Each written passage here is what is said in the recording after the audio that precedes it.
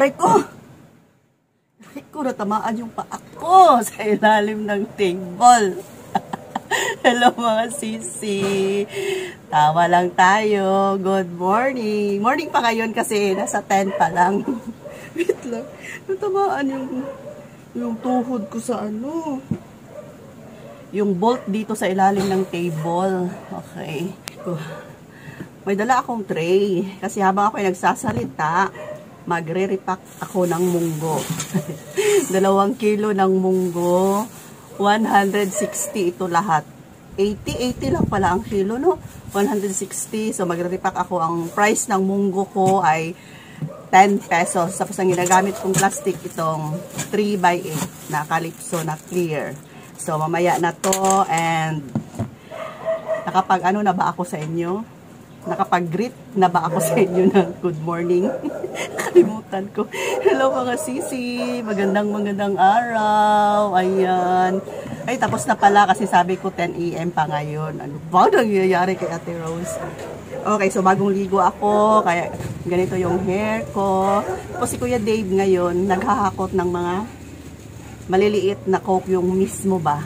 Kasi kagagaling niya lang dyan sa labas. Diyan na kami bumibili kasi nga nabasa nyo dyan sa thumbnail ko na bumabaha na ang mga kakompetensya ni Ate Rose ninyo. So, doon kami bumili. Paglabas nyo sa subdivision, ayan, bubungad na ang mga wholesalers dyan, mga sisi ko. Kaya, nasabi kong bumabaha na ang kakompetensya. At hindi lang yan, dito pa sa mga tabi-tabi ko. Ayan, may mga nagtitinda pa na kahit na mayaman naman sila, madami naman silang pera compare sa amin, pero nagtitinda pa rin sila. Ewan ko.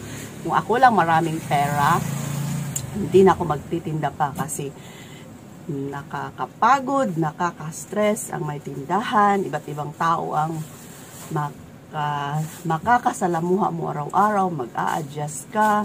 Yan, kung ako lang ang maraming pera. Ewan ko sa kanila, bakit sila nagtitinda na madami naman silang pera. Yan, kape muna tayo. Ayan si Kuya Dave. Ay, wala pa pala. Pasok yan ngayon at magbitbit ng mga coke. And ako'y magkakat ng mga nabili kong, ayan. Shout out sa mga maraming tira dyan. Ayan, bumili siya ng coke na 8 ounce. So, ang 8 ounce namin na coke, medyo nagtaas na siya. 13 pesos ang isa. Before is 12 lang. Ewan ko sa inyo, comment down below kung magkano ang benta ninyo sa Coke na 8 ounce. Dito sa amin, 13 pa lang. Pero, yung sa kakilala ko, 15 daw. Pero parang, parang mahal na siguro pag 15. So, 13 na lang. Tapos, bumili din siya ng mga mismo. Sana yung mga mismo. Mismo na Coke, Sprite, at saka Royal. Okay, tapos, Sprite, Coke lang. Wala Sprite. So, walang Sprite. Magkat ako nito kasi yung mga sorb dyan, bakante na. And ito lang talaga yung organizer ko.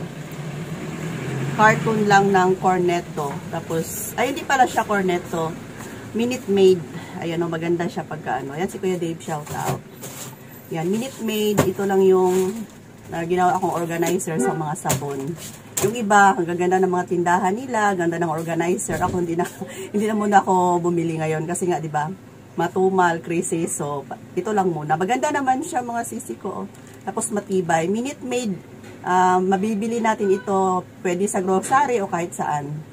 Ang size niya kasi sa Minute Maid, i-cut mo lang siya ng paganyan, taslan. Na siya? Yun na. Wala ka na i-repair pa. Tapos ibalot na lang siya ng packing tape para matibay siya. Yan. So, ito lang yung afford ni Ate Rose ninyo. Kung kita nyo yung mga natin dyan. Fabric conditioner powder pala ng sabon. Pati yung mga lagayan ko ng mga dishwashing liquid. Ayan, Ariel, lahat yan nandoon. Puro yan sa carton lang muna. Ate Rose ninyo ngayon ay lumalaban.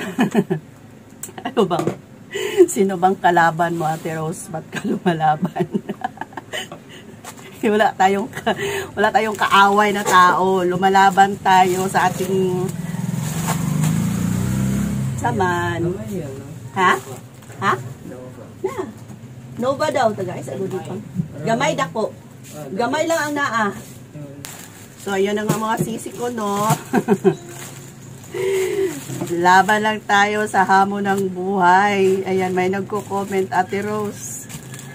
Tinda pa rin kahit na anong mangyari. Huwag tayong susuko. Hindi tayo susuko. Hindi ako pwedeng susuko. Paano na lang? Mapas mo. Mapas mo. Wala kaming kakainin pag susuko. Ito yung masasabi ko mga sisi, no? Everyday, magpapasalamat tayo sa Panginoon na kahit na sabihin man natin na matumal ang panahon, crisis ang panahon, araw-araw ay may blessings pa rin na pumapasok. May bumibili pa din, may benta pa rin ang tindahan kaysa wala, diba? So, maging thankful na lang tayo. Wag laging negative. Ako hindi naman talaga ako as in nagni-negative. Nagsishare lang ako sa inyo kasi napakapangit pag magni-negative. Kasi pag mag-negative ka, yung negative energy, yun yung lalapit, yun yung papasok sa buhay natin. Kaya maging positibo lang tayo lagi. So, lesson learned ko na ito kasi yung, di ba, yung Facebook page ko is na-hack. Ewan ko lang, alam ko naman na may mga hacker, aware naman ako, pero parang siguro hindi para yun sa akin and naging lesson learned na rin ako kasi reklamo ako ng reklamo sa aking page. 9,000 subscriber na ako, may mga videos akong ina-upload, pero everyday na chine-check ko yung revenue, 0.0 lang, 0.01, 0.5. Sabi ko, grabe naman ang Facebook. Araw-araw kada gising ko, nagre-reklamo ako. Grabe naman itong Facebook, ang liit ng revenue, tapos same lang naman ang ina-upload ko sa YouTube at saka Facebook. So, laging nagre-reklamo. So, ibig sabihin ay yung parang negatibo ka palagi. Kaya, yun na, siguro, nawala sa akin. Inalis na lang. Kinuha na lang kasi reklamo ako ng reklamo. So, kahit na sintabos lang yan, pasasalamatan pa rin natin, at least may pumapasok. So, kahit sintabo lang yun, umabot pa rin siya ng $45. So, di ba kung may ipon yun, magiging na siya, $100 makukuha na yun. So, reklamo ng reklamo, kaya hindi talaga maganda pag magre-reklamo. So, magpapasalamat na lang. Ang mahalaga, nasa healthy ang ating katawan, di ba? Tapos, God will provide naman kahit na marami tayong kakompetensya, mga sisi ko. God will provide talaga. Siya yung nakakaalam. So, pinapasa Diyos ko na lang yung mga bayarin. Hindi naman na iasa mo na hindi ka kikilos. Kikilos ka pa rin. So, may kasabihan nga na sa Diyos, nasa tao ang gawa, nasa Diyos ang awa. Nasa Diyos ang awa, nasa tao ang gawa. So, kikilos naman tayo. And magdasal. So, may mga blessings pa rin talaga na dumating sa atin. Huwag lang malungkot lagi, huwag magpositibo. And speaking sa Facebook, kung kayo man ay nag-Facebook ka ngayon, tapos maliit lang din yung kinikita ninyo, huwag nyo nang iporsige pa ang inyong sarili. Kasi mai-stress lang kayo. Baka maging katulad kayo ng aking kaibigan na na-hospital siya. Kasi nga, marami naman siyang pera. Maganda naman ng trabaho ng family niya, husband niya, pero nagpupursige na kumita sa Facebook. Ayun, na-anxiety siya, hindi makatulog, sige isip na kung ano yung i-content. Tapos yung, alam ko naman talaga, pag hindi ka sikat, yung kikitain sa Facebook ay napakaliit. Comment down below kayo dyan, kapiranggot lang talaga. So, na-hospital siya. Nag-usap kami kahapon, na-hospital pala siya nang dahil sa pagpupursige niyang ng kita sa Facebook. So, kung hindi man lang tayo sikat, huwag na natin pangarapin pa. Kung nasimulan na natin, tapos sa tingin parang hindi talaga, huwag na lang natin pilitin. Ako nga, sobrang stress ko rin sa channel ko. Kasi, yun na nga, gusto kong makuha na yung sahod. Pero, grabe. Hirap makakuha ng $1 kung hindi ka man lang sikat. $1 is 50 pesos, 58 pesos ang $1. Bago ka maka $1, bibilang ka muna ng 0.01 hanggang 99. bagong makuha yung 50 pesos mo. Pero yung kitain sa Facebook, 0.10, 0.20 araw-araw. Depende sa views mo. So, ngayon may bago akong channel, pero hindi ko na talaga siya as in, nagpupokus talaga ako doon.